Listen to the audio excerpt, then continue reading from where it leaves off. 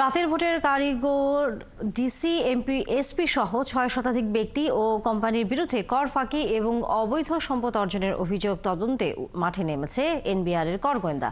তালিকায় আরও আছেন বুদ্ধিজীবী, চিকিৎসক, প্রকৌশলী, এনবিআর কর্মকর্তা সহ বিভিন্ন পেশার বিতর্কিত ব্যক্তিরা।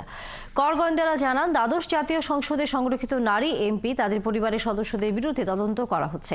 এছাড়া কানাডার অর্থ পাচারকারী ধরতে বিশেষ উদ্যোগ নেওয়ার কথাও জানিয়েছে তারা। রুহুল আমিনের রিপোর্ট। জাল ভোট, কেন্দ্র দখল, প্রার্থীকে হুমকি, অস্ত্রের মহড়া, সহিংসতা, নির্বাচনের অনিয়মের চিরাচরিত দৃশ্য।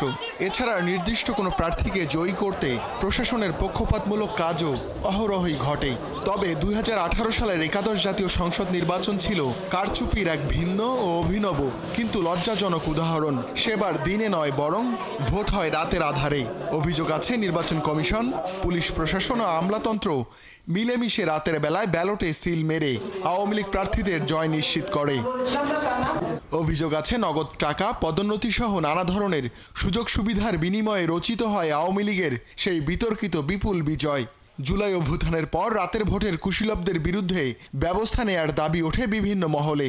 এর প্রেক্ষিতে ২০১৮ সালের সব জেলা প্রশাসক ও পুলিশ প্রধানদের আয়কর নথি সংগ্রহ করেছে জাতীয় রাজস্ব বোর্ড, এনবিআরের আয়কর গোয়েন্দা ও তদন্ত সংস্থা।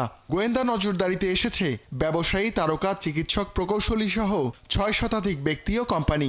বুঝে হোক না বুঝে হোক, ইচ্ছাকৃতভাবে হোক, ট্যাক্স অ্যাভয়েড করতেছে, যেটা এক ধরনের ক্রাইম, এবং এটার জন্য কিছু শাস্তিমূলক ব্যবস্থা তো অবশ্যই সরকারকে নিতে হবে আমি মনে করি।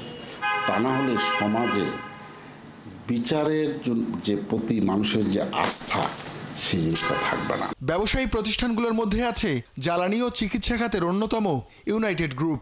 এরই মধ্যে এই গ্রুপের একটি কোম্পানির কর ফাঁকির কিছু টাকা আদায়ও করেছেন গোয়েন্দারা। তারকাদের মধ্যে সাকিব আল হাসান, নিপুণ সহ অনেকেই আছেন তদন্তের আওতায়। এরই মধ্যে সাকিবের মায়ের নথিতে সন্দেহজনক সম্পদ পেয়েছেন গোয়েন্দারা। তারা জানান, এনবিআরের সাবেক ও বর্তমান কিছু কর্মকর্তার বিরুদ্ধেও চলছে তদন্ত। দ্বাদশ জাতীয় সংসদের সংরক্ষিত আসনের এমপিদের বিরুদ্ধেও তদন্তে নেমেছেন গোয়েন্দারা। সংগ্রহ করা হচ্ছে তাদের ও পরিবারের আয়কর নথি।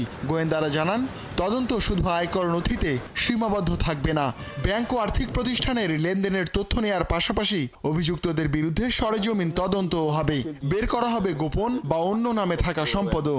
অনেকেই কর ফাঁকি দিয়ে তো বাইরেও টাকা নিয়ে গেছেন এবং সেখানে সম্পত্তি ক্রয় করেছেন। তো সেই সব জায়গাগুলোতে তো অবশ্যই এনবিআর যে কাজটা এখন করছেন, সেটা তো আমার মনে হয় যে এটাকে আরো বেগবান করা দরকার। তবে এটাও খেয়াল রাখতে হবে যে যারা সৎ করদাতা আছেন তারা যাতে কোনো ধরনের হ্যারাসমেন্টের সম্মুখীন না হন। কানাডায় অর্থ পাচারের অভিযোগ তদন্তেও বিশেষ উদ্যোগ নিচ্ছে কর গোয়েন্দারা। কর্মকর্তারা জানান, প্রাথমিকভাবে গণমাধ্যমে যাদের বিরুদ্ধে অর্থ পাচারের অভিযোগ এসেছে তাদের করনথি খতিয়ে দেখা হচ্ছে। এই তালিকায় আছেন সংসদ সদস্য, আমলা, ব্যবসায়ী সহ বিভিন্ন পেশার মানুষ। রুহুল আমিন, ৭১, ঢাকা।